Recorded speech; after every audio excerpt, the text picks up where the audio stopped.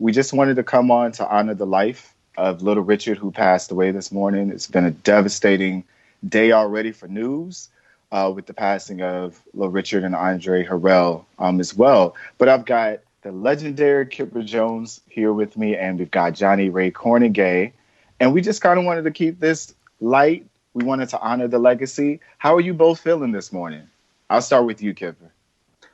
I'm great. It has been an interesting day. I woke up to the news about Andre, and he and I are contemporaries, for lack of a better term, in the business. We kind of cross paths quite often, and that was pretty devastating.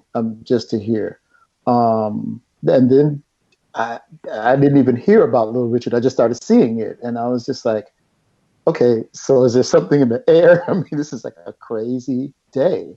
But understanding that there's a difference between someone who dies at 59, who did live a very full life. I will say Andre lived, but when you look at Little Richard and the people that he came in the industry around, we're talking Louis Jordan, Elvis Presley, Chuck Berry, all of Muddy Waters, all of those people have been gone. And he's like way still here and just leaving today. Listen, this is not an occasion to be sad. It really isn't. That's how I see it anyway. I see a celebration happening. Shut up. Yeah. Yes. Kipper, thank you so much for putting that into the space, because I do think yes, also waking up to the news of Andre Harrell, that's where this started, right? And then like, oh my goodness, Little Richard. But Kipper, you said just something really important. I think, I know Little Richard has been part of my life, my whole almost 43 years. Little Richard has been a part of it. And the beautiful thing about Little Richard is I remember those moments in the 80s when I was watching TV, and if Little Richard showed up on your screen, I don't care what Little Richard was doing, you were getting a show, okay? Oh, yeah. Period, point blank. And so this person who is one of the founding fathers of rock and roll, y'all, lived a full and vibrant and groundbreaking life with every step, and that has to be honored and celebrated. So I'm glad that we are here doing this, because Little Richard Absolutely. is amazing. Absolutely. And I'm glad I have you both with me just to talk about it, because as you both said, he lived a very full life, a very complicated life, which most of us all, do going through this. So I just kind of want to ask, because I feel like I'm on the kind of tail end. I had to find my way back to Little Richard through Prince and all of these influences, and a lot. And so many artists have been influenced by him. Like, that's the crazy part about it. But I just kind of want to say, like, what was your first memory of Little Richard? Oh, wow. Or should I say, what was your first memory of Little Richard? No. So here's the deal. With Little Richard, I have a story. It's kind of like the tale of two fathers. So my mother, God bless her, has been married more times than one, to be very, very coy about it. But so my dad, when I was, just a wee tot, like 3 or 4, I was always already intrigued by music, by musicians, by performers, by entertainers that you would see on television. We had shows like Ed Sullivan and the Hollywood Palace and the Merv Griffin Show. And if you got to stay up late at night, we had Johnny Carson. And then we had the Midnight Special and shows like that. But when I was like 3 or 4, other than James Brown, Little Richard was like, he would take your breath away, because you didn't see men who looked like this, who had this big, huge bouffant hair and just made up. And he said, I'm just pretty as a girl. And he would just, and this presentation that was just so ostentatious and otherworldly, you just did not have that. My father was dead set against it. I don't want you watching that.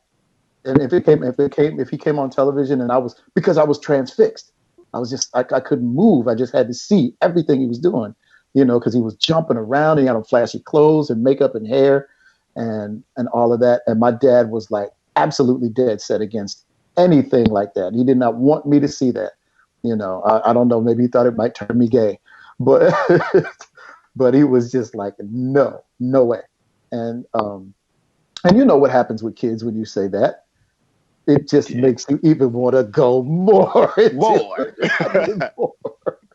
You know what I mean? So I was just thoroughly intrigued. And the music, people talk about Tutti Frutti and, that's like his Lucille, and that kind of thing.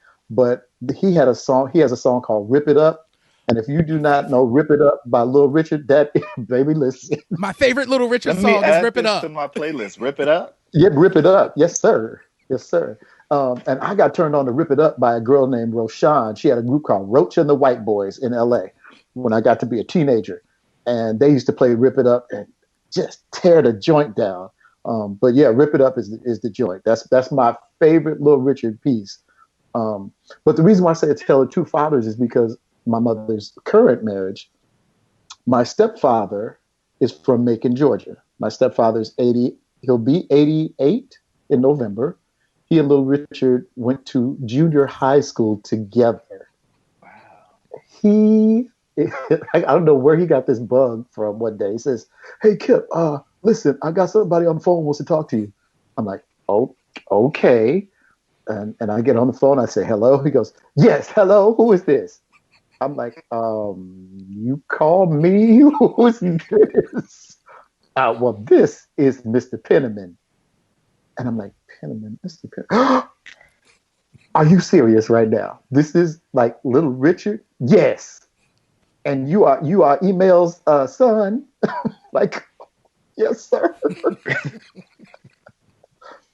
"Oh, well, wonderful. I hear you're a wonderful entertainer." He was just like going in on me. I'm like, "Well, thank you, sir." He says, "Well, yes. Well, listen, all the best to you now." I said, "Okay, well, thank you so very much." And I hung up the phone and I'm like, I was on the phone with Little Richard. Just out of nowhere. It was just the most serendipitous, crazy thing ever. But he sounded just like you think he would sound. Like, like your grandmother just like giving it to you. But it's just, so now I have that instance where so one father is advocating Little Richard and the other one was like, absolutely not. So that's my Little Richard story. Thank you. Thank you for sharing it. Listen, I probably would have dropped the phone. I probably would have just, me? You know of me? Right. That's absolutely crazy.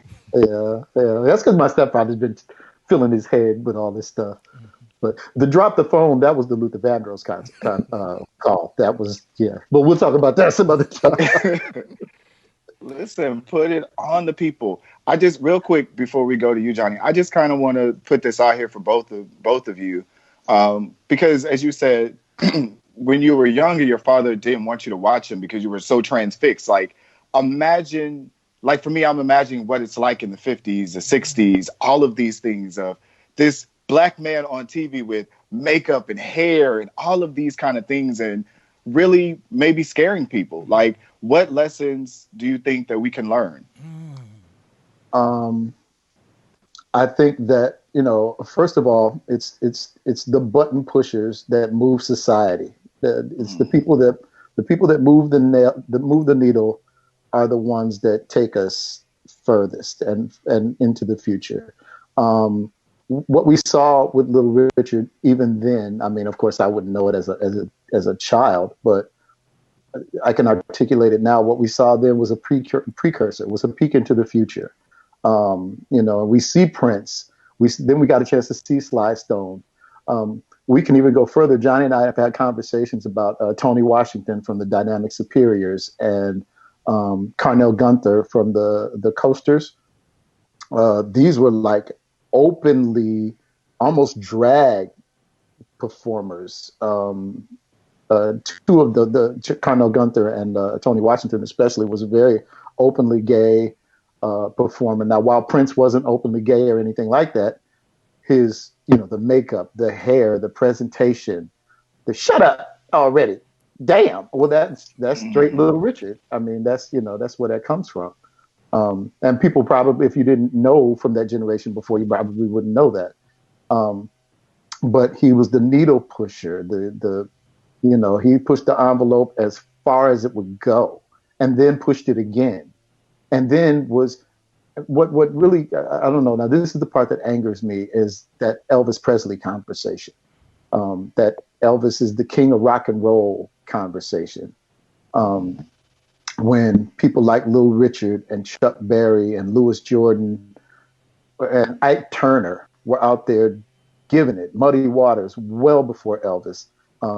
Elvis made it palatable because of the segregation of the day. He made it palatable and acceptable for white kids to be able to come to concerts and see kind of what was going on with the Little Richards of the world and that kind of thing. Thank God for the musicians like the Beatles and the Rolling Stones and Eric Clapton and musicians like that who were actually giving credit to the musicians that they were deriving their style from. In the United States, it wasn't quite the same, but overseas, you'll find the David Bowies and Elton Johns of the world will always give credit to the performers who they got their style from, the Little Richards, Chuck Berrys, and those performers. And so you will hear Little Richard sometimes say, I ain't never got nothing. They stole my Tutti Frutti, and they, and this kind of thing. Well, he's being a little humorous, but they did. He was paid pennies for what he did. And in comparison to what the applause and the remuneration that those other performers. Pat Boone covers Tutti Frutti. Are you kidding me? Are you kidding me? But that's kind of that was the way of the world at that time, So if anything, he pushed the envelope far enough that we can now be able to do exactly what we do. People don't know Ike Turner recorded the first rock and roll record. Ike Turner should be credited as being the king of rock and roll, or Chuck Berry. Not Elvis Presley, but here we are, So thank God for Little Richard. Right. Yeah. And I want to bring all hail the king and queen of rock and roll. Little Richard.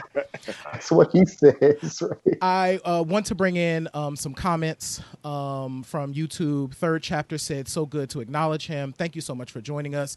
The Harold Pride said, love you, Kipper. Hey, Harold. I love you more. And Stefan said, just listen to Rip It Up. Great song by Little Richard. Yes, make sure you add that to your playlist. It's a great tune.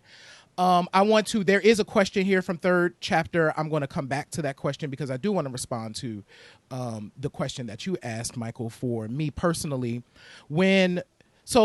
I talked about earlier on, for my now almost 43 years, Little Richard has always kind of been in the world and and so I got to experience Prince first before kind of backing into Little Richard, because we're talking the early 80s when I kind of come into consciousness about artists and creatives and like influences, right? And so I think when I reflect on what it meant for Little Richard to do what he was doing in the 1950s, I always think about those pictures of this black man in this big hair and this makeup and all of these white people just losing their minds, and the complicated nature, the dichotomy, all of these things, the kind of like being a black, taking the culture of what it means to be black and the church, right? Because Little Richard was like he was preaching with every song. And watching this person, this man, take this outside of our community, I will just never forget it making me feel like music is so transformative and can communicate across any lines and boundaries, right? So I will always remember that part about Little Richard teaching us that walk in your power, because Little Richard was always in like the truth of Little Richard for in whatever period, right? Because there's a question here. We talk about the complicated nature and life of Little Richard. He was always walking in whatever truth he was living at that moment, and then taking that to people. And I think for little black boys, little black gay boys, little black queer boys, we can take that and look at the legacy of Little Richard and be empowered by it. And so I want people to know that. Yeah, thank you both for that. I think absolutely, for me, like I say, being not of that generation, but definitely making my way in, because I remember Prince. Like my daddy, like as I grow older, I really have to acknowledge like my dad in a whole lot of things, because he introduced me to so much music, and he had the wall speakers and all of that. But I remember he took me to get my very first needle for my record player, and my very first vinyl ever was Shaka Khan, I Feel For You, which of course Prince. And so of course I backed into Prince that way. And my dad was like putting me on to like Prince, and this was his first concert, and Soft and Wet and Head and all of these kind of things. And you kind of look at your parents like, okay, listen, I know how I got here, but I don't need to know how I got here. But even like him kind of walking me kind of through like the history of him going to Prince concerts, and saying that this was like church, you know, and then backing into Little Richard to see images of him. And I'm like, how in the world in that time did this man have the fearlessness, the fervor, the singing, the roughness in his voice, the sounds, all of these things? And I'm just sitting there like, this is some powerful, amazing things. So even for me as a grown black gay man now, I just look back on that time when I was maybe 10, 11, 12, one of those listening to these sounds and this music and going back to watch these old performances and seeing the influence and the inspiration like he had on so many people, so many folks out there. We're not even going to get on the Elvis Presley and all of that of taking the music, and because that as well is a part of the business. And as we said, he had this kind of complicated past as well with the queer community and people with us in the religious community, and taking all of those things into account with it. It's just amazing that he still was able to walk in it, give us this amazing music, and leave us with this amazing legacy, you know, that we're talking about right now. I also just want to say toward the end of his life, I know he said some very interesting comments, you know, about being gay and all of these things with his sexuality. But as you said, he was very truthful in what it meant at that moment. And I just kind of want us to touch on that a little bit, as far as being in the life, as we can say, of looking at these things in the way that religion and our personal histories and our parents and the times, all of that kind of influenced the music and the people that grew up during that time. I know, Kipper, you have a lot of amazing memories, and you've been in the industry for up 10 years. 47 years, yes. Oh, come on. Give the people what they need to know. 47 years? 147. and Kipper, as you lead into that third chapter, this is actually going into your question, which was about the kind of the later life of Little Richard. And so we're kind of going to like talk about a little bit of that. But Kipper, I'll let you jump in. You know, I heard Billy Porter say recently, you know, kind of have a conversation about how difficult it was for him in the 80s. And, you know, now Billy Porter and I really kind of came in the business about the same time in the early mid 80s. And I remember having to do videos with girls and be all this macho sex symbol thing, you know, because that was what was expected of you. And anything else was so taboo that, you know, in the early 80s, if you were going to make a record, you had to have a record deal. It would have been so taboo, you would have probably lost your record deal and not been able to have a career.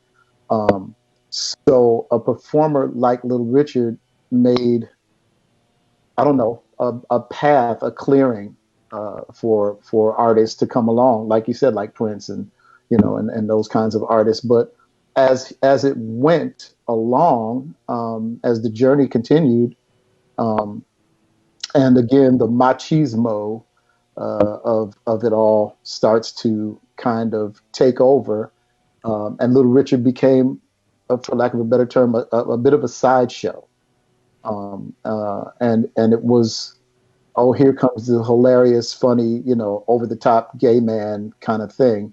While he never, I don't remember him ever calling himself that. I read his book, I remember, and he talked about, there was a drag performer who, SQ Rita, I think her name was, and he modeled a lot of his style after her because he thought that, oh, that's just fabulous and I'm going to do that and marry it with the music. He, James Brown, Ray Charles, all of these guys, they were church guys. They were church kids.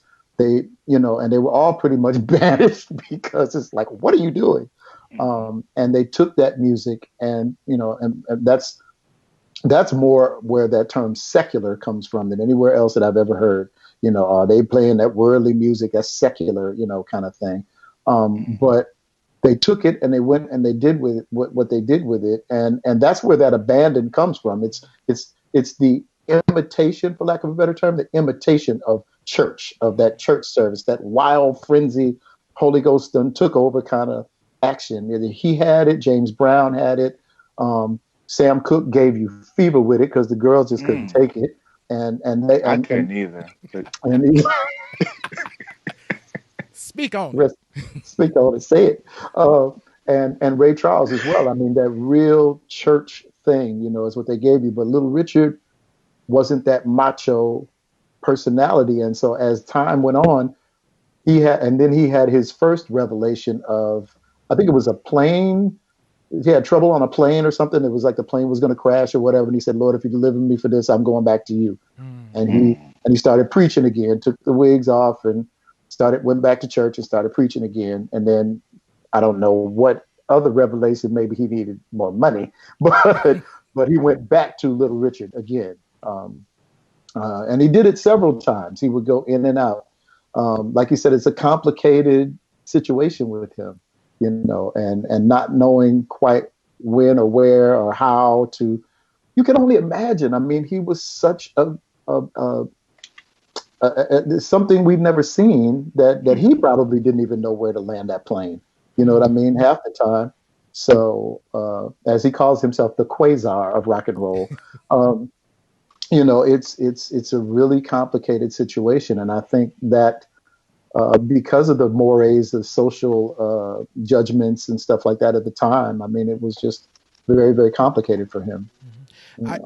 I absolutely agree, Kipper, and I think where I sit with Little Richard, and let me say this differently, as I have grown and as I'm living life and learning more, the reality is we can never understand.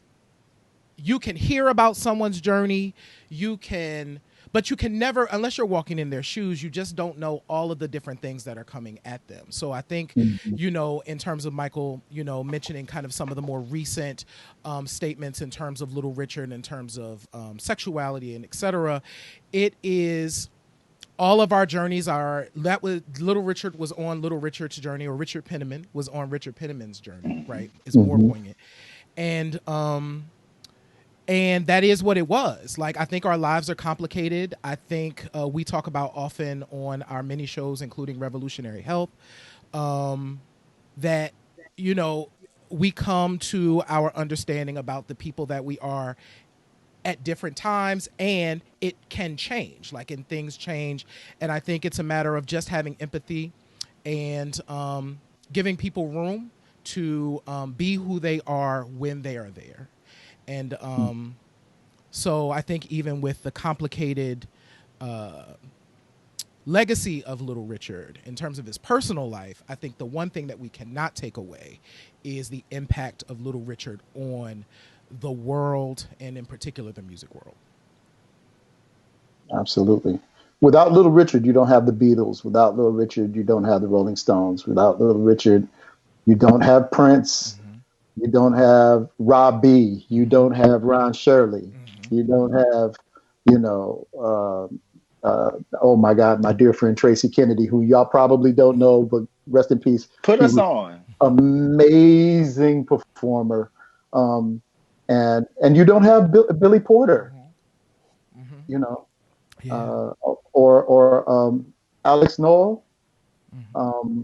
You just, you know, he's that progenitor, man. He is that prototype. You know, he is that thing that just starts it all off, and it starts with him. Mm. You know? Awesome. Yeah.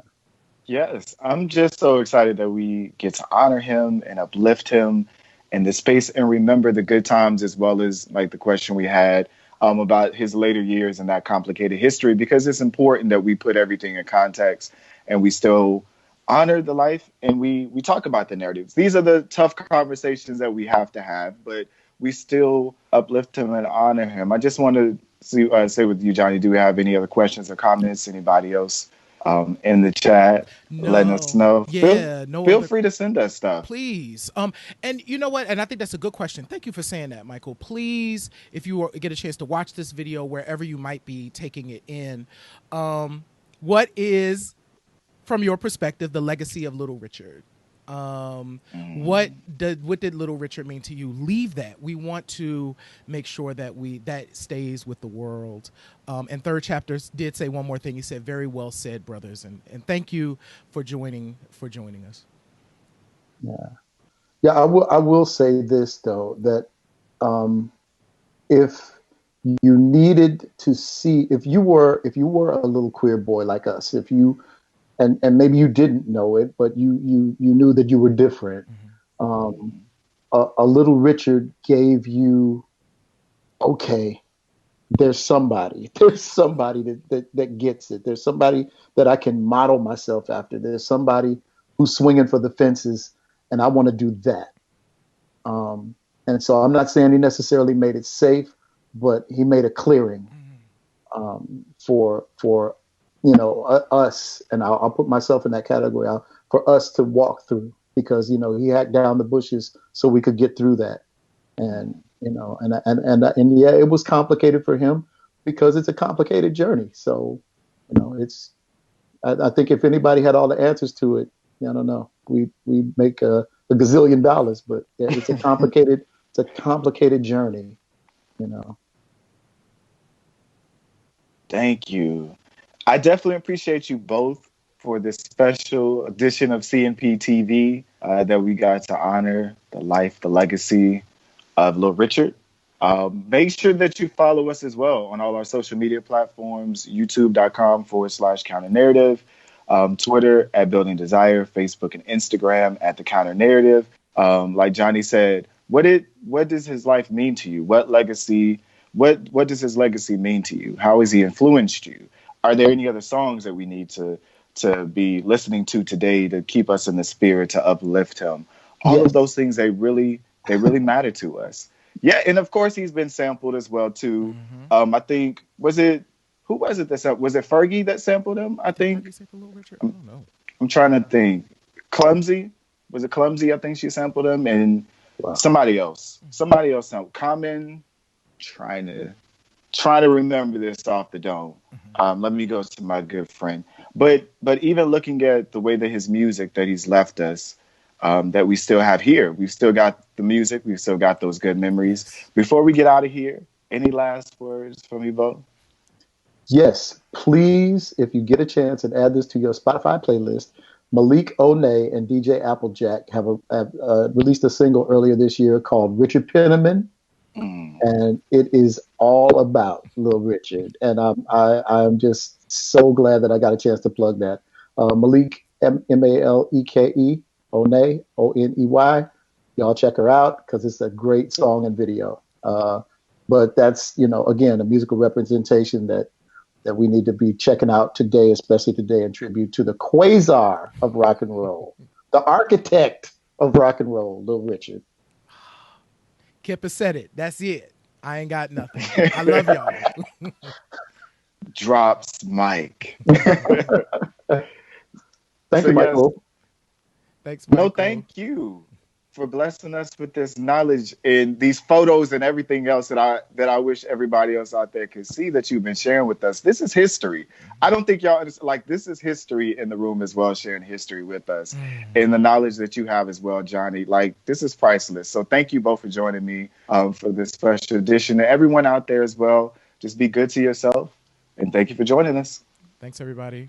God bless you. Bye-bye.